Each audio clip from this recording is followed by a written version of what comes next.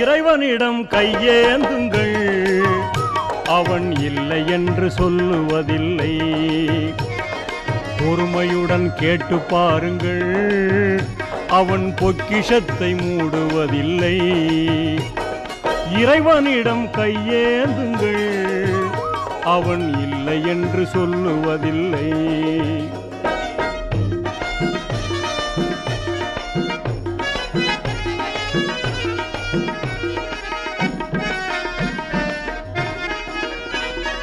இல்லை என்று சொல்லும் மனம் இல்லாதவன், ஈடு இணை இல்லாத கருணை உள்ளவன், இன்னல் பட்டு எழும் குரலை கேட்கின்றவன், எண்ணங்களை இதயங்களை பார்க்கின்றவன். இறைவனிடம் கையேந்துங்கள், அவன் இல்லை என்று சொல்லுவதில்லை.